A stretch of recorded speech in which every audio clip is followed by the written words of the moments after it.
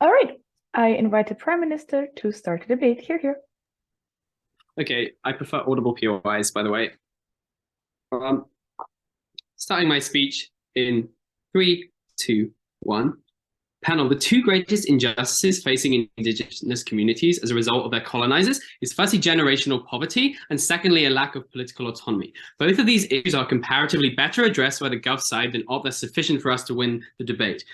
Going to the case. Firstly, what prioritization entails. It doesn't mean that you can't have both of the things in the motion to an extent. I think, for example, wanting historical recognition, these kind of things are things that you could have as ideals for your movement, as things that you symbolically say that you want. The motion is about where you prioritize your political capital. That is what we're going to stand behind on our side. But you can still signal these things, which means you still get a amount of catharsis to your community by saying we ought to have historical justice acknowledged, etc.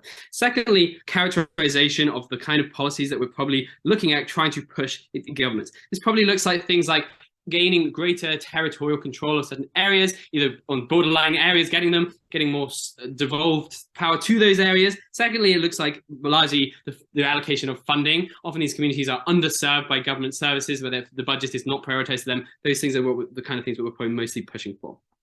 Okay, now on an issue about what the legal side of this debate means in terms of pushing for legal status, this is said to be up to the debate. Right. I think this probably looks like the movement's potentially trying to push in court battles rather than mainly in government avenues for political change, right? But I think even if this isn't the case, even if you push initially through the government, you're later going to have to, the point of getting legal status presumably is that you later do court battles once you have that legal status on some precedent, right? Why is it a bad idea to spend your resources on this, right? Though the legal process is extremely protracted, extremely expensive, and extremely unreliable, right? We know that there's some unreliability in politics, but a couple of things. We think that the legal process is extremely expensive because you need really, really high-powered experts, lawyers, to go through masses and masses of precedent, which take hours and hours. Therefore, it's really expensive. Whereas you can have politicians, for example, like Mary Black or whatever, who are not wealthy, but they have their experience and their trust from ties to the community. You can break into politics with less wealth a lot easier than you can break into the really expensive legal area where you're going to be always flattened by the majority community, where the majority of wealth is, where the government or other powerful groups in society can beat you over and over again, which means this is an ineffective avenue for policy. Now on a bit of an issue about capital. So what kind of leverage do these communities have in the first place? I think both sides rely on this, right? I think a plausible characterization is that you have non-trivial but limited capital as an indigenous community. What does that look like? I'll take the clarification. Yes, I'm a bit confused. Isn't devolved government the argument for opposition? Aren't you just advocating for policy that affects everyone and not just them? Am I confused? No, you don't have to have like legal recognition of being like totally indigenous. You have areas that are indigenous, like population primarily, having a certain amount of devolution. You have this in reservations in America, for example, right? But even if it's not formal, it can still be informal a lot of the time. But even so, the other stuff stands, right? Okay, on capital, right?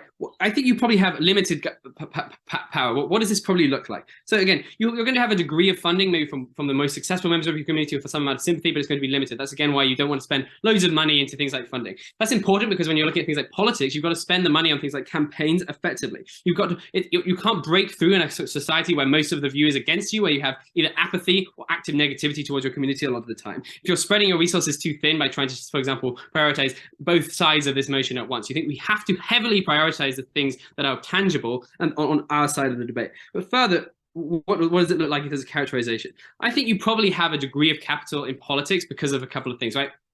Most of the time we're talking about indigenous people in functional democracies as debating works, right? You probably have a system which is at least partly constituency-based, as the vast majority of political democratic systems are, right? That means that you probably have certain areas where indigenous communities tend to be mostly located because usually often they're forced there, or it's the only areas that you managed to maintain historically, etc. And those tend to be areas where you have political power, either because you were explicitly granted some amount of autonomy, as you see with like Native Americans, for example, out of historical resolution of conflict, or because, as I said, even if you just have an informal power because you own a certain constituency and there's localized democracy to some degree anyway, right? Those are the areas where you can gain power, either by controlling your own community in a local government, but also by therefore, because of constituencies, doing things like being a swing vote in a lot of systems. A lot of the time there's major parties, and in order to get a majority, if they lose popularity, they have to be propped up by things like coalitions or supply and demand deals with small parties, and that often looks like indigenous parties because they tend to be a a chip that you can go back and forth between different groups, right? That means that you have the leverage to do things like when you're making a coalition, do things like deal making, to push for certain policies. Say you only supply that kind of deal if you give them certain concessions on things like the budget, or providing more healthcare, providing more education, for example, to these communities that have been neglected of these things, or by providing a greater degree of political autonomy to these particular areas, right? I think that is how you're most successful. But you're only able to do that if you are successful in politics. As I said, this requires funding, first of all. You're going to be going into politics in an effective way, which means you've got to be able to break through, get your advertising out there and things like that. But also it requires popularity. I'll take the POI from CO. The problem is that indigenous populations tend to be such a small minority of the population that even if they are sectioned off in particular parts of the country, they don't tend to form a sufficient political landmass to be able to be swing vote. Okay, well, this is kind of assertive. It depends presumably on the country. There are some countries where there are quite a lot of indigenous people. Secondly, even a small degree of power can get you quite a lot, right? There's not that many Scottish Green voters, but because you can be like 2 seats away from winning a majority, you can have a difference anyway, right? Like, thirdly, I think that you're still going to get political influence through other things like sympathy, right? You're going to have there tend to be a degree of people who in a society who are more liberal and more guilty about indigenous groups, right? It's not just about appealing to the people within your own community. It's also about, for example, getting the more moderate party voters of that one who are more sympathetic to you to support your cause. If you can push issues that are really probably sympathetic and less politically controversial, like saying currently our healthcare provision is really bad, you're much more likely to get buy-in, to get sympathy from the broader society, which either means you get political change, but even if you fail on that, you probably get things like charity fundraising and things to be done to a better extent. That's much more likely to be successful. So even if you're right, Dylan, you still get support better from the mainstream through ways like this. Not everybody's purely self-interested. This is really important because the alternative is being really radical, right? If you're going to run all these issues, or especially if you're going to focus primarily on things like historical injustices, is really divisive. People who are somewhat liberal and are willing to admit that like Native Americans should probably get better healthcare often are still unwilling to acknowledge the extent to which atrocities and things occurred in the past. You're more likely to push them towards the extreme. You're more likely to push them against you and make it less likely that people want to be a sympathy vote against you. So you end up being the party that you're not supposed to align with because it's too controversial, right? Why are the impacts of this more important? I think symbolic victories like getting historical recognition are always going to be partial, and they're never going to be as important as solving tangible problems that these communities are facing. The fact that people have generational poverty, which leads to things like child mortality and substance abuse, is only dealt with by getting funding towards issues. It's not done through symbolic victories. I think this is what these communities need the most. That's what should be prioritized. I think it's a simple gov case. We win easily. I thank the Prime Minister for the excellent speech and invite the Leader of Opposition to open the case on their side of the House. Here. I thank the Leader of Opposition for the fine speech and invite the Deputy Prime Minister to close their case. Here.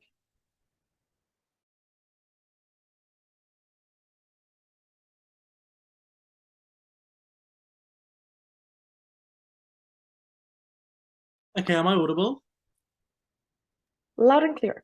Thank you. I'll take POI from the chat and I'll take one from closing opposition around 5 minutes. Okay. So yeah, not audibly, please. I'm starting my speech in 3, 2, 1. I'm going to tell you and clear up the comparative. Then I'll explain that even though Robbie said our comparative was bad, theirs is probably worse. And then I'm going to go into extending on our points. So one on general policy, their push. It is about, our case was specifically, and one part of which I'll extend in a minute, is about platforming indigenous politicians so they can target and make the policy fairer. Note that when they say you don't need advocacy because you can vote for the left wing, often left-wing parties make trade-offs. If CO is tried that there's small minorities, then presumably on a numbers game, they would not care about those indigenous people, even if they're left-wing, because it would prioritize other things like giving healthcare just to generally people. So this is why, even though it's general government policy, you can still have indigenous politicians being platformed and target this policy further. That is the comparative. If they don't want to engage in that and not track us properly, that's their own problem. Let's explain whether comparative and open opposition is worse. Responding to the academia stuff and stuff like that, and it's woke and it affects the media. 4 responses. 1, there's a disconnect between a nuanced professor and the average voter. The average voter cannot interpret what the nuanced professor is trying to say, and often the media, because of its soundbite, has got lowest common denominator and what profit incentives to make it as palatable to the media and make it as simple to understand, will often not be able to catch the most nuances that Robbie is talking about in his speech. Second of all, this is the strongest response. Often, minority communities, because they are generationally in poverty, more so for indigenous communities because they lack services, are never the professors which get to dominate the academic discourse in the first place. They're very ethnocentric, they're very Western biased. The majority tend to be the professors. They're like, oh, neocolonialism, but a white professor is teaching neocolonialism in the first place. So a lot of indigenous communities do not even get a say. So the journal articles and books that are created by white people, never the indigenous communities. Yet white savior complexes, and you lose out on agency, because if it does trickle down to the media and we take them at their best case, it lowers the agency of these people because they never get to affect the discourse or the academic discourse. This is out and open position, don't get to claim this. There's no local government. This is where the comparative is symmetric, and most of the second half of Robert's speech is symmetric. One, if you have influence in local government to destroy a monument, you have influence over general government policy. There is no debate in local government if you already have control as a small minority over them. There is a trade-off in this debate. OP have to defend national government action. They cannot defend local governments where there's probably likely to be a large amount of seats, because this is a council where there might be like 50 seats, but 25 are controlled by indigenous communities already. LO already concedes that the left care in local areas for vote buy-in, therefore the trade-off must be national, so all the local government stuff doesn't land. They're not including recognition and policy. Alistair gets this on their speech, not Robert, because when you are more likely to have, I'll explain in a minute, we like to have more indigenous politicians being platformed, that means it's easier for you to have manifesto commitments about legal recognition, because you make sure that in internal party structures, you are able to influence the manifesto more than externally on their side of the house. So I think that they don't, recognition in policy has to be national, not local, therefore they cannot jump through hoops on their analysis to explain when local leads to national. Okay, let's go and expand upon the case. I'm going to give you the structural reasons why it has to be court-based on OP, not political-based. Why? Advocacy groups necessarily do not want a repeal of their legal recognition. There could be conservative governments in pendulum swings in elections, which means that you may not get another government afterwards respecting that legal recognition in the first place. But note, recognition etymologically does not mean reparations. So just because you can recognize someone doesn't mean that means reparations exist. That means that they want to go for precedent issues. They want people to legally recognize their status because that gives them a signaling effect because they know that they're going to do that. That means they're more optimistic and would divert resources that way. Why is this really bad? I think Alistair touched on this, but I really want to hit this home. Unlike a social movement, for example, when there's an LGBT celebrity that comes out, like Elton John, he gives millions of his money to shelter. Indigenous communities, because they have generational poverty, do not have celebrities. Because if a white person gave donations or tried to be the figurehead of an indigenous movement, they would be literally cancelled on the media. Therefore, they can only support themselves. This is why what Alice said about indigenous politicians, and they're the only people who have signaling effect, is really important in this debate, because they will have not much money, because they don't have a lot of NGOs and celebrity, due to CO's POI. They are a small minority. It's hard for them to get up into the structures that we're talking about. Therefore, financial capital is limited. Therefore, if you need a lot of wealth to afford good lawyers, or they don't recognize indigenous courts because they believe that their own Supreme Court is more important, or it takes a lot of time because the government doesn't want to optically lose a court battle, they will make it last longer so they can win by hemorrhaging the money of them to stop them from winning it just because they will no longer lack money. This means that politics is the way forward. Let's mechanize why we get more indigenous candidates in national government. Before that, I'll take Dylan. So when the Irish government is lobbied by the traveller community for better treatment, they give them subsidies for housing, which is of course oppositional to their identity. How do you retain power over the nature of the policy? Right, okay, here's the response. I'm going to now respond to the POI about small minority constituencies. 4 responses. 1, segregation. If it's likely that they face general poverty, local areas tend to be socio-economically similar. They all probably face generational poverty. This means that you're probably going to have people voting, sure, for the left wing, like opening opposition says. However, you still give them representation. Why? Because of optical reasons. It just looks sensible to do that. For example, in New Zealand Labour platforms Maori politicians in Maori areas, even if they're a small minority, because it just looks good for you to do that. Because if you will vote for Labour, then it doesn't matter, because they will vote for you no matter the identity or ethnicity of that person, but now that you get a top up of the indigenous votes, you get maximum swing to your side. So it makes sense to run the Maori person as well. But if you But if you do rely on others, for example, legal recognition, it's incredibly divisive and you lose voters. And they remember what you first framed yourself out because of recency bias. Therefore, it's probably better if you platform yourself in this way, and they're more likely as a Labour Party or a left-wing party to platform you in the first place. Okay, why is indigenous candidates really important? This is a prerequisite for any claims in the debate, because that's how open opposition set up their comparative. If you fund campaigns more, then you are not going to lose moderates for pushing hard. You get more insights in the political system and you learn about the political system. You build connections and networks, and people are more likely to trust you because they don't see yourself as an outsider, but they see you as an insider. This has signaling effects, because now you don't need to be a celebrity, but you can be that politician that everyone knows about in national parliament from their speeches. You get better galvanization of people and communities, because that politician has more soft power because they are actually a politician, and that's like a legal, that's like a formal title, which is that you have perceptual effects. You have more legitimization over time, because a Maori politician said that, not a Maori advocate, which means it's easier to make concessions over the long term, and this fits into more reparative obligations. This is a very simple case. I don't have any comparative. For this reason, I'm so proud to propose. I thank the DPM for an excellent speech, and I invite the DLO to conclude their case. Here. Hi, am I audible? Yep. Okay. Just give me a second. All right, I think this should work now.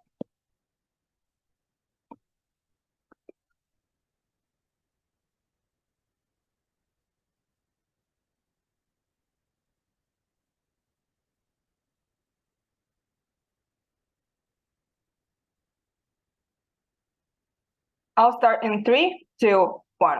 What opening government doesn't understand, and that these people are not just like any other minority. We're going to do a couple of things. Firstly, explain why the policies that they're advocating for, meaning general policies that lift people out of poverty, are likely to happen anyway, and you're not a relevant tipping point politically at all. Secondly, analyze what the unique interests and benefits are of this, and why they can only be achieved through a specific type of status. Firstly, why are the policies that government wants likely to be said anyway? Because no, their logic is these people are indigenous, meaning they are poor, meaning if we advocate for general policies that help poor people, we'll directly help them. Couple of things. Firstly, everyone wants money. I don't care if it's left wing or right wing, know that people win on this anyway. Regardless of the side, if you have a leftist government, obviously they want the redistribution, they want welfare, meaning you're likely to get these benefits anyway, considering you're still a citizen of this country. Versus Trump. Trump still won the elections because he promised people more jobs and more money, meaning to the extent to which politics is very often run about which politician can bring people more money in a certain way. I'm quite unsure why these types of policies that would help them would not happen anyway, regardless of the rest of the political discourse. Secondly, if you really want specific benefits for the people that are poor, like welfare, know that all the other social movements, feminist, ecological movements, queer movements, socialist movements, they all band together because they vote the same thing, meaning they already have like 5 movements fighting for general leftist policies that are the ones that likely we like to say as debaters pull people out of poverty. But regardless of which side is the one that is ruling, they do have a unique interest to provide people and help people, especially in a time of crisis. We're talking about inflation, wars, and shit like that. I think that this is incentive that is not exclusive, that is completely non-exclusive. Why is this important? Because then, to the extent to which advocacy is a zero-sum game, you completely focus it by saying, we are indigenous people, we want money too. Fine, genuinely no one cares. To the extent to which you're like, what, at best 10% of our country, you're just banding with everyone else, pretending to want the same thing. When I say pretending, you need the same thing, but you do not necessarily, you not get the unique things that you have. Is genuinely useless. I'm quite unsure what unique benefit is on opening government in terms of being able to help these people gain some social mobility over time. There is a unique reason why they can't though, and this is the comparative. These people are not just poor, they're discriminated, but also I think they have a right to a bunch of other things. Not what I think is important in terms of the status and the reparations, right? Note that these people have unique cultural circumstances, right? So it's not just that they're discriminated because they are poor, discriminated because they're indigenous people, because there's little of them, they're probably banded together, probably have some racial or ethnic, cultural, language differences, meaning that they have a unique way of approaching discrimination. So it's not just enough to give them money by general policies, even if OG does, even if we just band together and get all the money. The thing is that they're still not going to be able to progress, right? Because to the extent to which these people deserve deserve to preserve these types of things or live by them, then they can only be granted by status, right? Secondly, to be given their own space, to be told that you are not one of them. This is very important. Know that these cultures have suffered for ages by being oppressed by these people. There's so many instances of genocide that have happened to indigenous people. Them just banding together politically to just fight for the thing that's going to happen anyway because you want it. You're not focusing on the specific things you need, which is last and very importantly, the acknowledgement of historical atrocities. They are cathartic because you live in your identity in that space, living the people in the past that were hurt were your people. Now, when you're given a status, you're seen and heard, and we were sort of the bearers of justice for them. It is cathartic to these groups, but you can only ever reach the feeling that they've gained justice for their own ancestors if they fight for this, if they say specifically they want the status and historical acknowledgement, because they never advocate on that on Gov, because they just say, we want more money just as everyone the fuck else. What is then? Why do we think we're likely to get this? Bunch of reasons. Firstly, I think movement leaders are not stupid. They know what works. Also note that there is people are aware of this. If you are a country that are genuinely genocided people that still exist on your ground, I think you're quite aware that it exists. I think you're quite aware that kids are taught this in school in historical classes. I don't think you're completely able to ignore like 5% of the population they genuinely massacred. It's probably something that you still acknowledge to some point in time in terms of the history of your country. Meaning that I don't think people are completely mute or necessarily the people do not care. I think Robbie gives you a bunch of reasons why global awareness still generally exists that are unresponded to, but more importantly, you can lobby the local governments, right? Because I genuinely though, maybe I'm just being lackluster, but why would anyone bother giving them a status? To the extent to which you probably still have feeling some type of guilt. If one person, the movement leader that is likely to be someone people know to the extent to which they were given this sort of important political position, they can talk about people's livelihood, previous experiences, etc. If this person comes and says, hey, can we have a status because we're very special because you've like killed our people like 50 or 100 years ago, I genuinely do not see a world in which a government would not necessarily grant them so. To the extent to which, even if they're small as oppressed and don't have any money as open government wants them to claim, I'm unsure what the backlash would be on a government doing this. Fine, have some 5% people have special status, it doesn't affect us. Maybe this is stupid, but I think this is reasonable. I don't understand why a government would not necessarily do this. But more specifically, why do I think we still do get independent courts regardless of this? Firstly, when a leftist party wins, they will include legal recognition because it's seen as a virtual signal among their voters who are structurally likely to be vote. Secondly, we have more political capital because we get more attention when we get small wins, i.e. getting a monument taken down. Before I go into why independent courts are good, I'll take closing government. By insisting that you need special status and more rights even than other minority groups, you pit yourself against those minority groups for prioritization. You have to convince people that you are more important to be put first, that your special detail of the privilege is what should be prioritized in policy. Yes, you have to do that to get anything, David, because the comparative is you're going to get the small wins of welfare on your side anyway. The special things, you have to consider these people are different than other instances of being discriminated against. You can only get by this type of advocacy. We've given you overall into our speeches like 4 different reasons as to why it is very likely that the population is not as stupid, is not as mute, but also I don't think they would be that angry. To the extent to which these people still are a minority, and you can have a bunch of different minorities, I'm quite unsure why people are not aware that at the point where you're taught in school that you probably massacred some people, it's probably nice to give them some type of money because you're also discriminated against them or don't necessarily or you see this happening, right? I do think that firstly, you get more democratic power. So less other indigenous people compared to like, your vote is specifically worth more. Secondly, your cultural holidays are recognized. You feel included. This is the sense of identity we talk about. And you don't feel like the majority of the people control your fate. I beg of you, panel, to be rational. I'm quite unsure what the comparative new thing that you can get by banding with 10 other social movements is. An OG they will not get regardless from either Biden or Trump. What you get on our side is a fight to get at least one thing and one recognition that you deserve. For these reasons, opening opposition. I thank the yellow for the fine speech and I invite the member of government to open the case on the second half of the House. Be here. Hello, can I be heard? Starting my speech in 3, 2, 1. For indigenous groups, embedding yourself within general government policy is necessary, not just because it is good to do, as OG says, but because it is a protection to protect yourself specifically from potentially harmful general government policy. How will closing government win this debate? First versus OG, closing government will win, first by filling the mechanistic gap, showing that it is possible at all to convince the majority on ways not just reliant on some empathy that is speculative and hard to believe. Two, we will widen the margin of that benefit by showing that this is indeed the most important thing, even if OP gets their full benefit of catharsis. And thirdly is that we will be more charitable. We will not require OP to take a specific court-based approach. Even if they push for legal recognition through the Senate, we're happy to still crush them on the matter of success and importance. Versus opening opposition, we're going to beat them in three ways. First is we're going to show that their counterfactual makes things worse for them. Without indigenous support, we're going to argue that left-wing policy can harm indigenous minorities, and they need the input and say of these indigenous minorities to be represented. Secondly, is that we show that the areas on the margin are also themselves important, that in some cases, they won't win unless they have the support of the indigenous minority. And thirdly, is we're going to show that in terms of priority, it is useless and regressive to do legal recognition first until you have the capacity to have functioning government systems. That is, it might be cathartic to feel like you were recognized until your land still gets stolen from you, because despite having legal recognition, the courts are corrupt and still failing.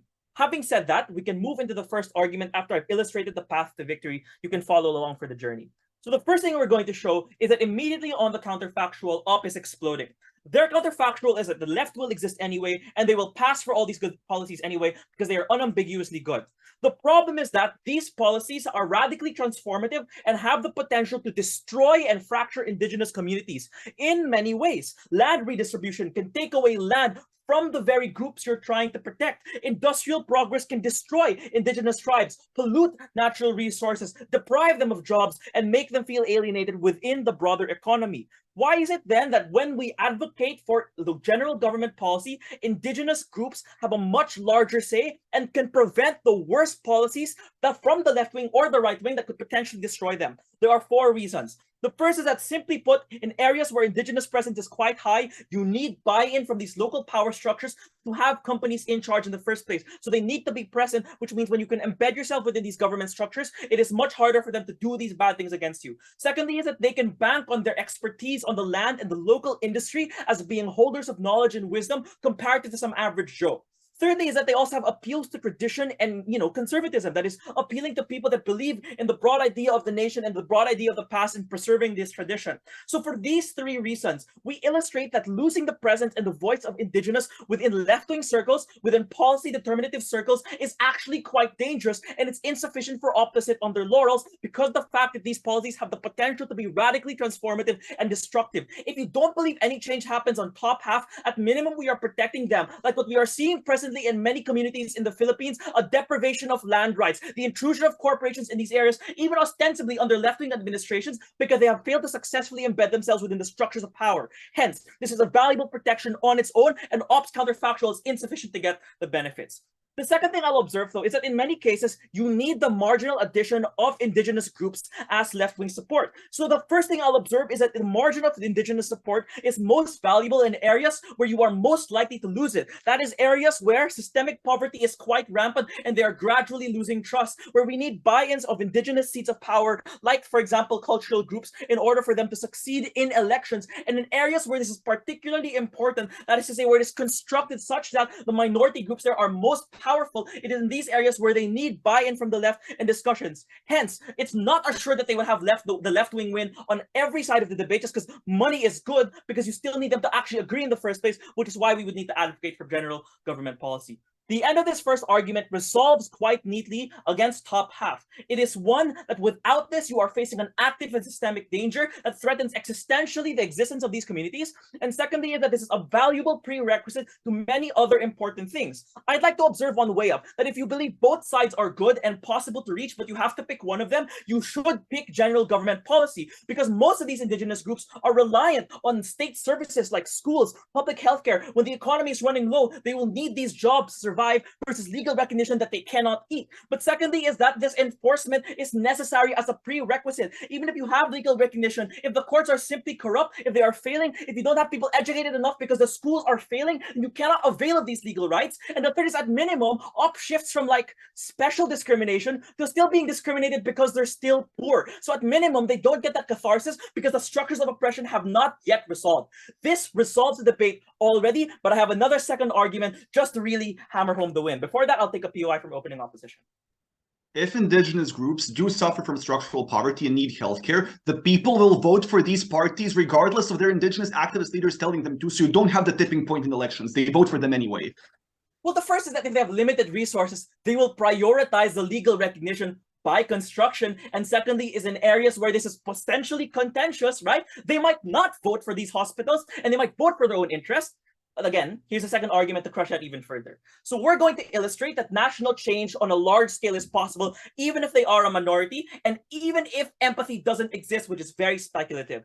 First of all, it is much easier to build coalitions. Members of the majority also benefit potentially from these labor unions, especially when they're platformed on a large scale. But secondly, is that you get unity between indigenous groups. Now they no longer have to fight for very, very different legal rights, manifesting through the divide and conquer strategy taken by colonial groups that prevents differential access to resources and legal rights, and potentially even oppositional claims like land claims, for example. But secondly, is that it is much easier to persuade members of the majority because they're not framed as guilty. They're not framed as being forced to extract something that they weren't even alive or around for in the first place, and you have the framing of integration within that broader group rather than insisting that they are a separate group that demands legal and separate rights. This is the very reason for why OP can't rest their laurels on having get these policies anyway, because there's a very large chance that insisting you are different will have you be excluded from these general government policies and leave you behind in the dust. These are so important to change, not only because analytically it allows us to unlock the benefits of opening government, but it widens the margin and scale of the debate. This is the only way you can get buy-in, even in places where they are the minority,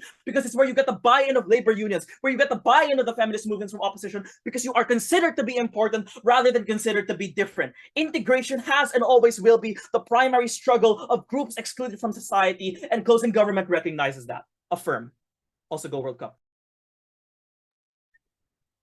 I thank the member of government for the fine speech and I invite the member of opposition to open the second half on opposition side. Here. Right. Just a disclaimer before my speech. If I randomly shout fuck or yes during it, it's nothing to do with my analysis. It's because I'm like seeing the World Cup in the corner of my eye. Yeah. Right. I also love how the schedule has happened, so that the penalty shootout is during my speech. But that's by the by. I don't know one thing at the top of this, right? Because ultimately this is about legal recognition and status. That is to say that general social recognition can result in statues being taken down, right? Because you just go to the town and say like, hey, this is kind of fucked, take the statue down, and they say, yes, was this penalty saved? Oh, it's penalty missed. Okay. Separately then, ultimately, I want to note that we will then take on the full burden of working within the legal system. The way we extend here is focusing on that legal system itself, and then impacting why state recognition rather than social recognition is the most crucial thing within the debate. In terms of opening government, and to some extent closing government, I want to note here that opening government's analysis is that they have certain seats anyway. I think this means they have certain amount of leverage within the left-wing party, given that they may tip certain votes, and they just have the seats no matter what, because that's how the constituencies work. If this is the case, I'm not sure what the actual advantages is on focusing on this more. Given that this is about an issue of prioritization, they still get the speaking minutes within the parliament. They still have that leverage within the political parties. They don't see the added benefit from the government case. We get a unique benefit. On the power of legal justice, I want to know 5 mechanisms of efficacy here. A, I want to know that you just can absolutely get a sufficient lawyer on our side of the house. Because the idea that like whoever earns more just like necessarily wins in the legal system is ultimately like a fallacy. Like sometimes just like leftists, I am one myself, just go into be like, oh, fucking doomerism, everything's bad. But no, ultimately the court system is somewhat good because first of all, these community can pool money together. And so far as it's about prioritizing what you should do, you actually need to prioritize in order to pool more money together. It's just you have a sufficient lawyer to win legal cases. But secondly, there's just activist lawyers who will do this for you. There's also lawyers from within your community, right? Because the history of legal discrimination means that people within the community are quite well versed in the law and care about it to a certain degree. But even if we ignore this, I just ultimately think that the rest of these mechanisms will show that, like, intuition bump here, like, if you got Lee Chin-wee and Sally Rooney and made them prop, this house supports everything Stalin did, they would still lose to a pair of novices, right? Because that's ultimately how easy these legal battles will be. reasons for that. A, because evidence has been building over time. Historians who aren't even necessarily who may even be apathetic to the struggle of indigenous people, but those are somewhat interested, even as hobbyists, have just found over time the historical genocides and treaty breakings that have happened. They gather evidence. Archaeologists go to sites and uncover mass graves. Fuck yes! Anyway, archaeologists go to and uncover mass graves. Overall, you have evidence building over time that points to the things which took place. You can go to this evidence, you can go to, say, the European Court of Human Rights and say, look at this, it was a genocide. And they can say, yeah, you're right, because it obviously fucking is. Moreover, though, separately, I want to note C, constitutional rights exist. Because look, as part of the wider nation, they claim you as citizens as a kind of form of ownership to show that they're governing over you and taking away your local government structures is legitimate because they're your citizens within the states too. E.g., the Roma community being citizens across Europe and the countries that they are in, despite massive discrimination. What does this mean? It means you can use constitutional rights to get essentially status via precedent. What do I mean by this? You go and say, First Amendment, how does that weigh up with industrial schools, which said we could not practice certain religious beliefs, which we had to get rid of the culture? I think those obviously don't square, and that's quite an easy case to win. You can go, hey, property rights. Look, I own this house. I have property rights. You can't build through it if you want to care about the corporations that CG talked about, so you can fight it on that front. D, though, I just want to note historical treaties are at play here ultimately, right? Because oftentimes what happened in the continual expansion of, say, like Manifest Destiny within America was that you see this process where, okay, so what we're going to have is we're going to give you a treaty to sue people. You are limited to this region. And then they necessarily invade that region when corporations tell them to do and these kinds of things over time. And then they violate that treaty. And then they go, here's the new treaty. Because crucially then, you can point to these treaties, and simply the fact that multiple exist and every time it gets smaller, that in itself shows a violation. But generally, you can point alongside the historical facts in the ways in which these treaties were violated.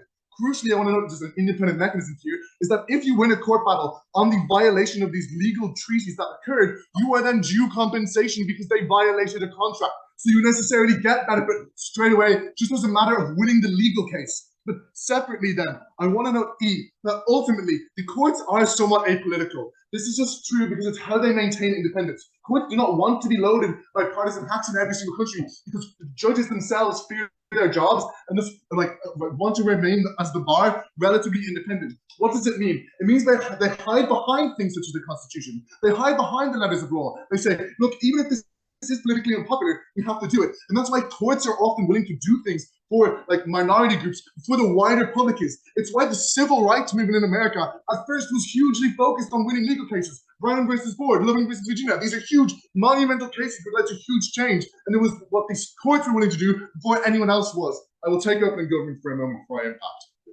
Even if there's obvious genocide or they are neutral, you still have to navigate majority or colonizer precedents and prolonged court battles. Because there are no past precedents. Because as soon as you take a case, you will just necessarily win because the evidence is so overwhelming. Plus, even if new evidence emerges, which we meant that it does, it overrules that past precedent because it's no longer legitimate.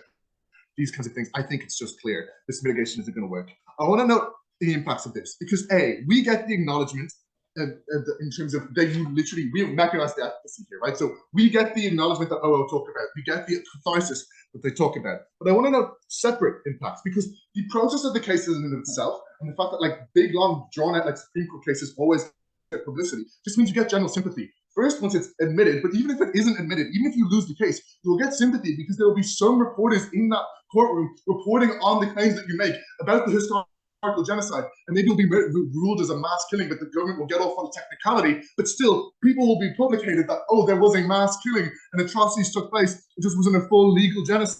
In any case, though, you get sympathy, you get people more willing to give you things in the future, you expand your political capital. But B, I want to know, once you do win, if the government just says, yeah, sorry, you can go, that's anti-recognition, we demand these policies. So once you have the ability to gain legal recognition, you can then waive that recognition of atrocities and your legal status in their face to demand certain policies because they don't have to live up to it, or else they look as if they don't really care about the obviously horrible thing that they did, and then they look horrible across the general voters. B, I want to know ultimately that you trust the state far more on our side, because as I pointed out, the things that you violating treaties, you pretend that you would work with these people and then you go back against them. And the way that that's passed on intergenerationally means that these people just don't trust the government.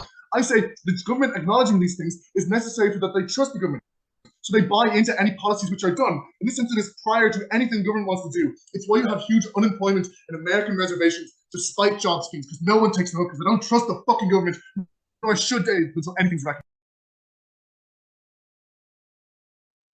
I thank the member of opposition for that fine speech, and I invite the government whip to conclude the government side. Here.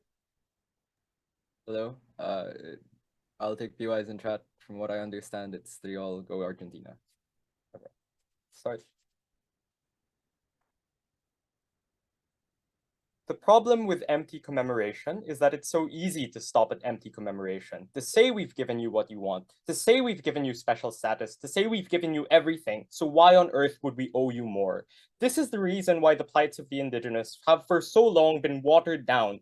We explain in extension that this strategy has only served to bury them in political irrelevance and continuously signal that they see themselves as divorced from society writ large, to put them in opposition to the majority and foster the belief that they can never integrate and are never part of your people. Insisting that you are different is what cuts you out from being beneficiaries of key policies and leaves you with no capital to barter for inclusion.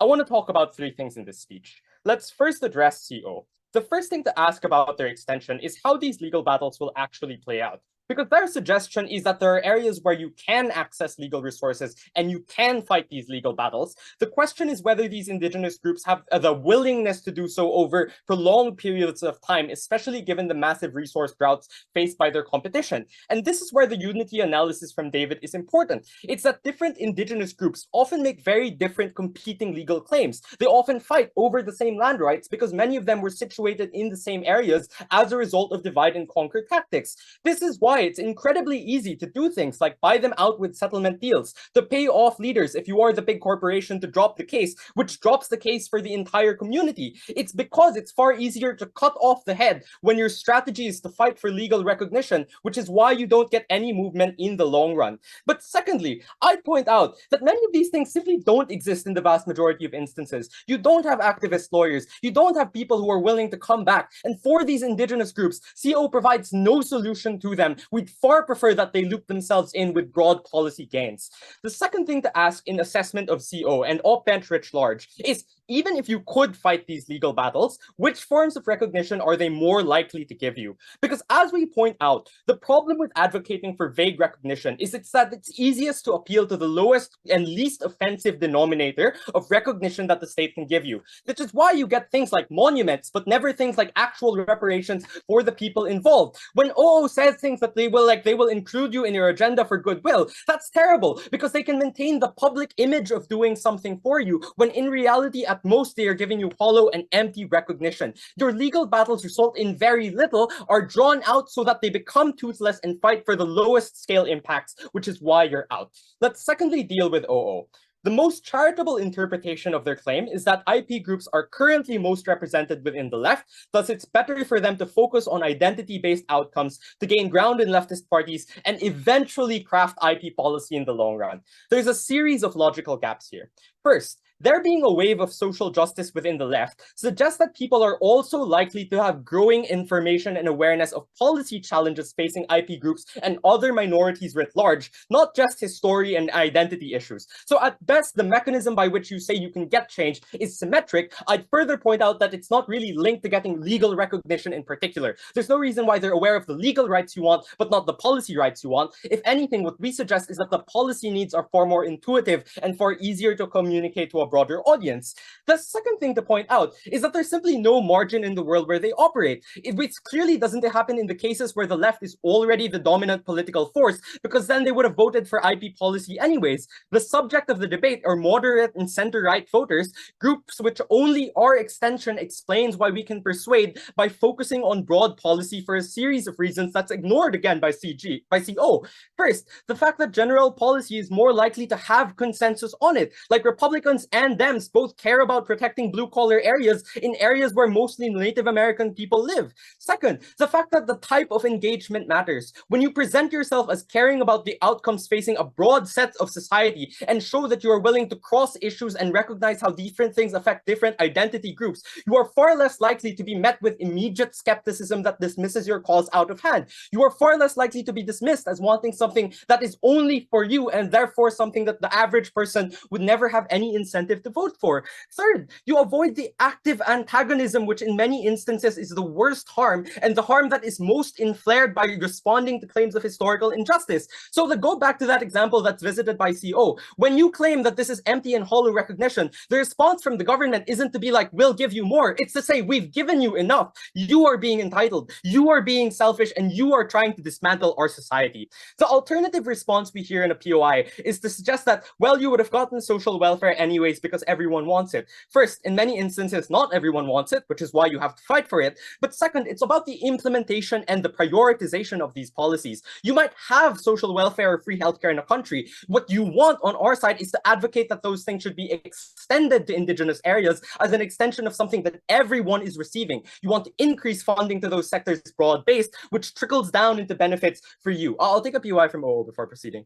Different indigenous groups band together more by having intersectional discourse about how colonialism traumatized all of them. Divide and conquer happens on your side of the two, but there is less discourse of how the majority group perpetuates divide and conquer. We discuss it more through intersectionality. Engage. The problem is that they've also traumatized each other in many instances, right? Like the original ethnic groups in many of these states were artificially put and forced to go together. Many of them have pre-existing pre-colonial conflicts, which is why they don't often always agree that other groups should also be recognized within the framework of that state. These are unavoidable conflicts on your side. The final thing to note on OP as a whole is that you can take them at their best and we simply outweigh them, even if you believe the extent to which we get our impacts is less. Because realistically, to the average indigenous person, having a title to your house doesn't matter if you don't have a house in the first place, if you don't have a job or capital in the first place. These things are clearly preconditions, and the capacity to enjoy your right is a precondition to those things mattering to begin with. We give them the tools to upward mobility that OP does not. Finally, why do we beat out OG? There are two distinctions to note here. The first, very clearly, is that we vastly expand on the scope of coalition building far beyond just bonding with other minority groups to actively creating the perception that you are and want to integrate with broader society that is necessary to get the kinds of policy outcomes they want. So we have a set of perpetual impacts that are prior to OG and any other team, but also affect more niche things that aren't within the realm of policy, like your interactions in the day-to-day, to how much people are willing to listen to indigenous leaders, whether they're willing to attend an advocacy campaign in the first place because they perceive that indigenous group as either siding with them or being fundamentally against them. But secondly, the fact that we aren't contingent on legal means and show in like all outlets and all forms of the ways that OP's campaign can manifest, we crush them. For all of those reasons, propose. I thank the government whip for an excellent speech and I invite the opposition whip to conclude the debate as a whole. Here. Am I audible? Yes.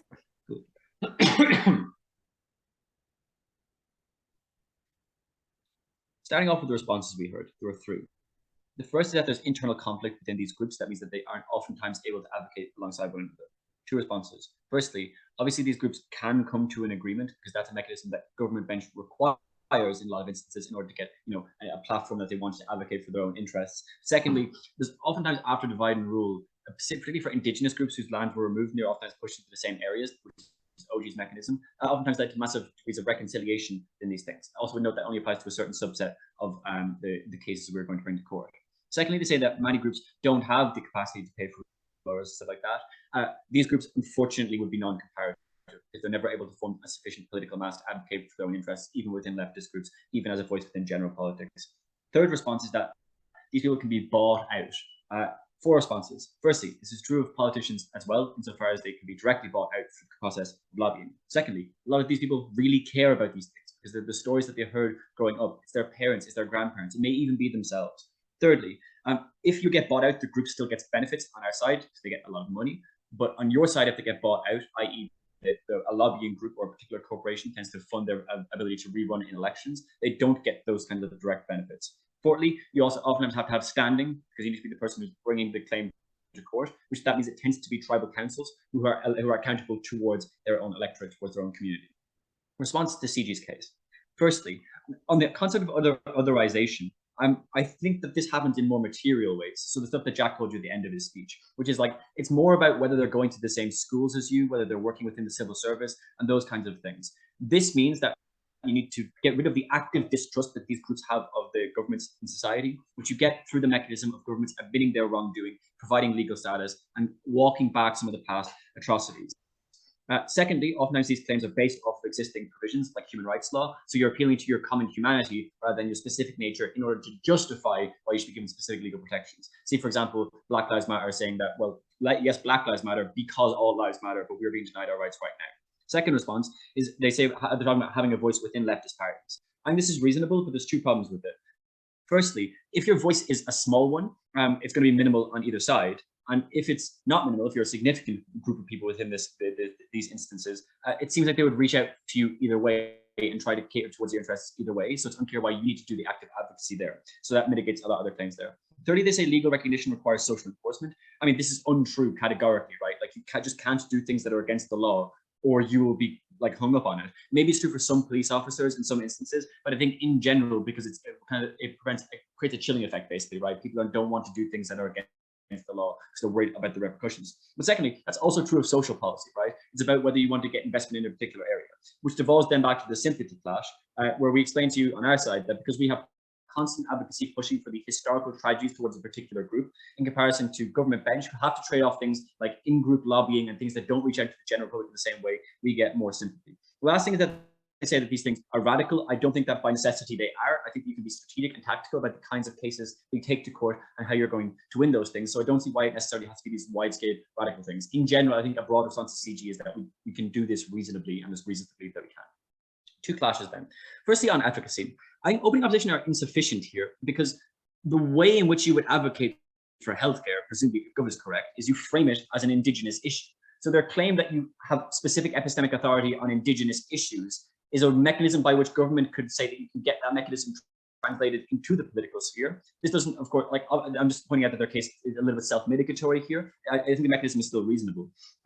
Opening government, then I'm going to tackle them more directly.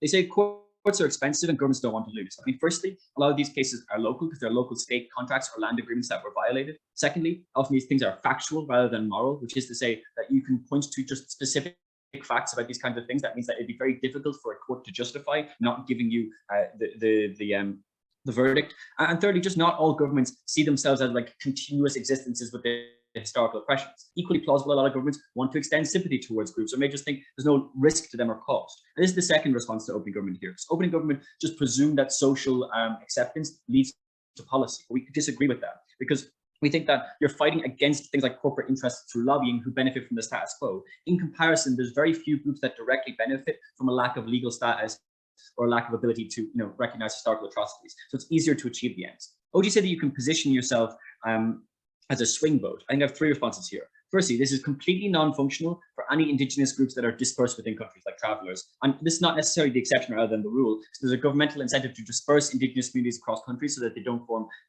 powerful blocks. So the case is completely non-functional in the context of that. Secondly, there's obviously political incentives to gerrymander these things. A lot of Native American reservations are in the same district as cities beside them, so they oftentimes don't form political blocks. And thirdly, as we explained to you, because there's low trust in governmental institutions, there's low voter turnout. To the extent that we decrease that trust, we increase the voter turnout and increase the political importance of these kinds of groups. So that appeals to that kind of thing then. Therefore, in terms of overall efficacy, I think with the responses I've given now alongside Jack's material, we're better able to prove the comparative efficacy of our side. Before I move on to results opening. Yeah. Firstly, leftist governments can't just waive the redistribution one. You need the knowledge of indigenous parties to identify problems. Secondly, do you think that OJ... I'm not taking two POIs, I'm taking one.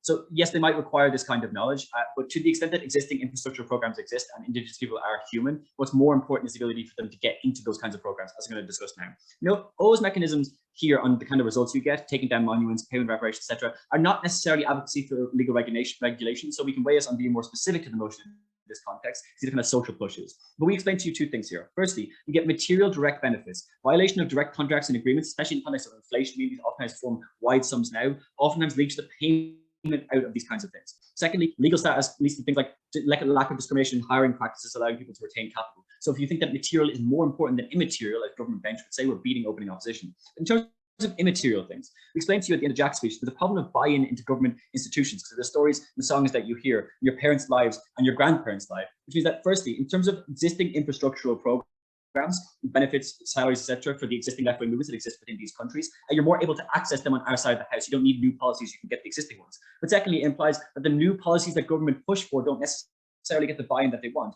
But thirdly, also existing things like schools and courts, etc., you're able to get into these kinds of things. Notably then, the implication of this argument and the material I've just given you then implies that the comparative efficacy in closing opposition is much higher than it is in the top half. But also secondly, to the extent that you want these policies to exist, we're the only thing that explains how you comparatively better access them within closing opposition. So winning on the material and in the immaterial there, therefore win the debate, closing opposition. I thank you, Ron, for a great debate, and thank Opposition Whip for summarizing the debate as a whole. We will now deliberate, so please leave the room, virtually shake hands, make friends, cheer on for whatever team, but please not here. Thanks, boss. Thanks for the round, everyone. All right, for the judges. So how I would like to do this, if you could look over your notes for like a minute and then private chat me a preliminary call or like whether you're leaning in and out for certain teams.